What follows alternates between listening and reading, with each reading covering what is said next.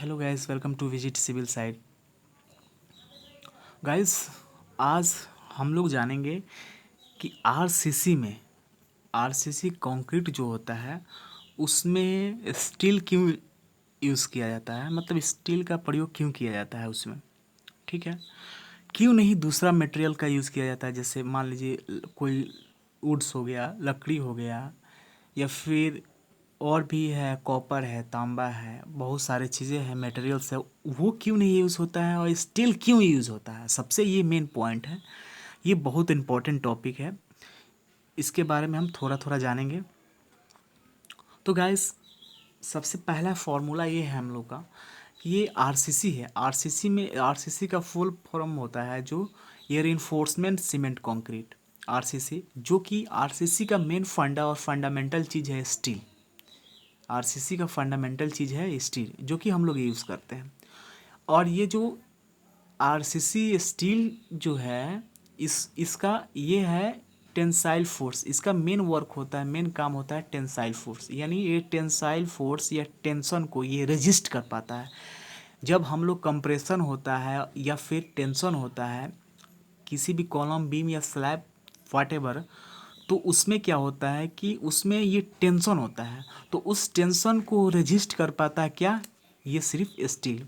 बाकी और ये पीसीसी जो है, जैसे हम लोग पीसीसी का भी एग्जांपल ले लिया, पीसीसी जो है होता है वो सिर्फ कंप्रेशन जोन होता है, यानी वो सिर्फ कंप्रेसिव ही स्ट्रेंथ होती है। इसमें टेंसाइल स्ट्रेंथ होने के बाद ये क्या होता है, फट जाता है, ब्रेक हो जाता है ये चीज़। इसमें स्टील हम लोग यूज नहीं करते हैं। ठीक है, ठीक है गाइस।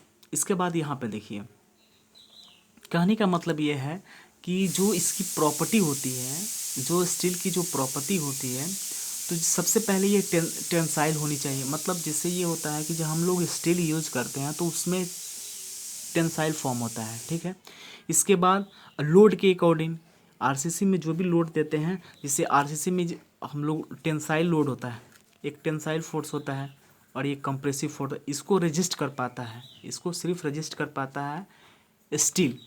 इसके बाद होता है thermal expansion of concrete is a close to the steel. मतलब जो थर्मल एक्सपेंशन होता है, जो थर्मल एक्सपेंशन, जैसे हीट से भी थर्मल एक्सपेंड हुआ कंक्रीट, तो वो क्या करता है कि ये स्टील में, जब उसमें हम लोग स्टील स्टील डालते हैं, उसमें स्टील डाला होता है, तो उसके ऑलमोस्ट क्या होता है, क्लोज होता है।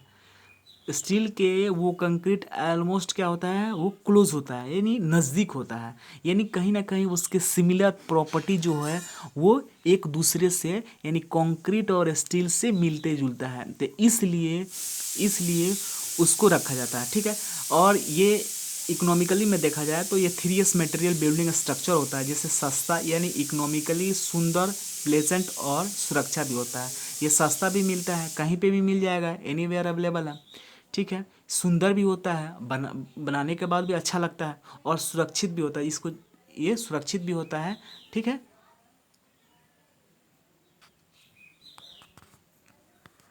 और देखिए गाइस, इसमें क्या होता है कि जो थर्मल कॉफिशिएंट भी होता है, थर्मल जो कॉफिशिएंट होता है ऑलमोस्ट सेम होता है स्टील और कंक्रीट का। ये बॉन्डिंग जो होती है उसकी, वो वो बॉन्डिंग जो होती है वो उसकी क्लोज होती है, स्ट्रेंथ होती है, वो काफ़ी स्ट्रेंथ होती है। और ये टेंसाइल, वो रजिस्ट ऑफ टेंसाइल स्ट्रेंथ, और ये टेंसाइल स्ट्रेंथ और कंप्रेसिव स्ट्रेंथ को क्या होता है, क्या करता है, रजिस्ट कर पाता है, यानी वो एक तरह से बियरिंग उसकी कैपेसिटी वो टॉलरेट कर पाता है, यानी सह सकता है। टेंसाइल भी सह लेगा और कंप्रेसिव भी सह लेगा। इसके बाद देखिए, यहाँ पे इसकी डिसएडवांटेज में, मतलब एक तरह से समझ लीजिए कि लैक ऑफ कंक्रीट क्या होता है, कि अगर मतलब लैक ऑफ कंक्रीट का मतलब ये हुआ कि हम टेंसाइल, मतलब जो बार होते हैं वो टेंसाइल स्ट्रेंथ के लिए, मतलब टेंसाइल स्ट्रेंथ ऑफ वो concrete is a very low. ठीक है, अगर वो नहीं डालते हैं तो मतलब वो उसकी टेंसाइल स्ट्रेंथ क्या हो जाती है, कंक्रीट का लो हो जाता है। और देखिए, सबसे पहले कंप्रेसिव स्ट्रेंथ और टेंसाइल स्ट्रेंथ के लिए क्या होता है, वो बेस्ट होता है, और ये दोनों के लिए यूज होता है, क्या चीज़, स्टील यूज करते हैं तो। इसके बाद देखिए, जो भी कॉलम्स, बीम हम लोग, या फिर अदर जो भी स्लैब जो भी हम लोग बनाते हैं, कॉलम बीम्स का डिजाइन करते हैं, तो उसके हिसाब से उसका ग्रेडिंग होता है, रिइंफोर्समेंट का कि कितने mm का चाहिए, 16 mm 20 mm जो भी है उस हिसाब से हम